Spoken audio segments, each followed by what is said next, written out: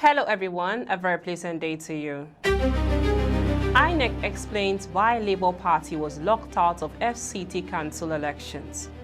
Over 219 million naira raised as Imo leaders back ADC. Abia ADC issues warning to ex-humanitarian candidates. Hilliard Etta speaks out, Wike should respect Fubara's governorship. On the foreign scene, Trump's Venezuela raid has created chaos, and that is a race for China. A very good day to you and welcome to First Next News Port Harcourt. I am Becky Usoro. Now the news in full. The Independent National Electoral Commission, INEC, has clarified its decision to withhold access codes from the Labour Party for uploading candidates' names for the February 21, 2026 Federal Capital Territory FCT Area Council elections. In a statement on Wednesday, Mrs. Victoria Ewa Messi, INEC's Director of Voter Education and Publicity, said the decision stemmed from the party's prolonged leadership crisis, which has generated multiple court cases. The clarification came after Labour Party supporters staged a protest at INEC headquarters in Abuja, accusing the Commission of deliberately excluding the party and demanding the release of access codes to upload candidates' details.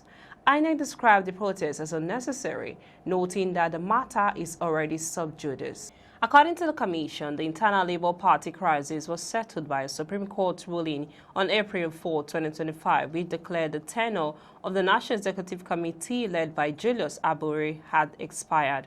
Despite the ruling, the Abure-led faction went ahead with primaries for the August 16, 2025 by-elections, including those for the FCT Area Council elections. INEC further stated that several lawsuits by the party seeking access codes had either been dismissed or are still pending. While the High Court in Abuja granted an interim ex parte order on December 16, 2025, directing INEC to upload Labour Party candidates, the Commission noted the order was valid for only 7 days and lapsed on December 23, 2025 without renewal. The interim order lapsed on December 23, 2025 and was not extended. As such, there is currently no subsequent court order for INEC to act upon, the Commission said. INEC reaffirmed its commitment to due process, stating it would continue to respect the judiciary and await the final determination of all pending cases before taking further action. Away from that story, former Imo State Governor Chief Achike Udenwa and former Deputy Governor Emeka Ihedioha had led a fundraising drive for the African Democratic Congress ADC in Imo State, with supporters raising 219.7 million naira for the party's operations. Udenwa expressed optimism that ADC would make significant gains in the 2027 elections, citing the party's strong presence in the state. He urged members to unite and take the party to their words, saying, "Our people will join ADC when they see us." Ihedioha, who led his supporters in donating 219.7 million naira, emphasized the party's commitment to rescuing Nigerians from various challenges. Dr. James Okoroma, State ADC Chairman, praised the party's growth, saying they have established strong structures in Imo's 305 wards.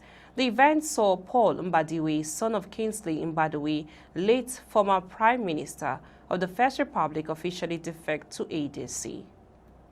In another development, African Democratic Congress ADC Abia State Chapter had cautioned the 2023 governorship candidate of the Accord Party AP, Emeka Nwakwa, against engaging with unauthorized leaders of the chapter. Publicity Secretary of the chapter, PC Okeyi, stated this in a statement in Umuahia, the state capital, following reports that he had defected to the ADC with over 5,000 of his supporters.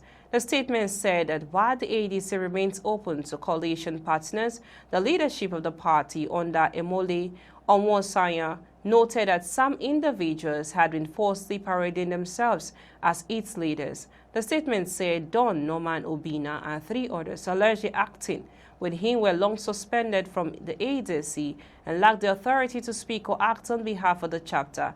Any membership cards issued by the suspended individuals are fake.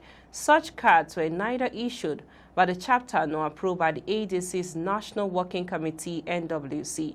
It also disowned claims of representation in Isiala Ungwa North and Isiala Ungwa South local government areas by Chimezi Ozems, saying he was neither elected nor recognized by the leadership of the chapter.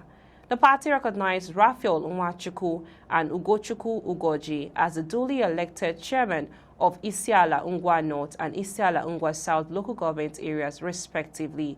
Reiterating the ADC's adherence to its constitution and internal democracy, it stated that it is ready to welcome intended members, but will not allow unsuspecting members of the public to be deceived by suspended members.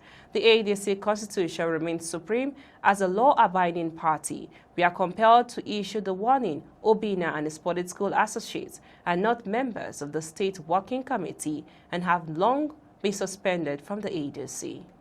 We now move on to Rivers State. A chieftain of the ruling All Progressive Congress APC, Hilliard Etta, has said the Minister of the Federal Capital Territory FCT, Nyesom Wike, is not a member of the party and therefore lacks the authority to involve himself in its internal affairs. He stated this during a media interview where he reacted to the recent political impasses between Wike and the APC National Secretary, Senator Ajibola Basiru.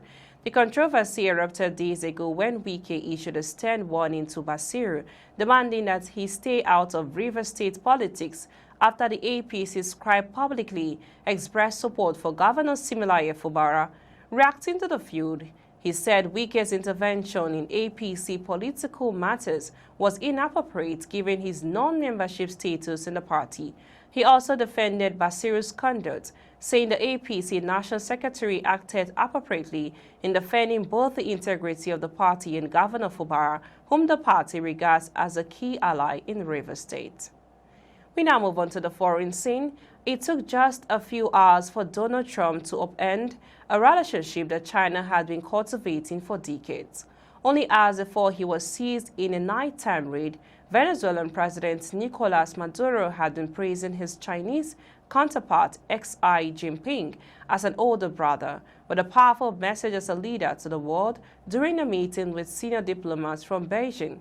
China has invested heavily in oil-rich Venezuela, one of its closest South American partners, and its state's media showed off the footage from that meeting to prove it. Spiny men in suits reviewing some of the 600 current agreements between their two countries, except the next photograph of Maduro, who was taken on board as a U.S. warship, blindfolded and handcuffed in gray sweats. China joined many countries around the world in condemning Washington's stunning move against a sovereign state. It accused the U.S. of acting like a world judge and insisted that the sovereignty and security of all countries should be fully protected under international law. We now bring you highlights of the stories in the bulletin so far. I brought to you that INEC explains why a Labour Party was locked out of the FCT council election, and also over 219 million naira raised as Imo leaders backed ADC. And also Abia ADC issues warning to ex-gubernatorial candidates. And also from Rivers State, Hilliard Etta speaks out, Wike should respect Fubara's governorship. And also on the foreign scene, brought to you that Trump's Venezuela raid has created chaos, and that is a risk for China. That's all on the news this hour. I am Becky Usoro from and the entire team in Port Harcourt, Nigeria. Many thanks for watching. Bye for now.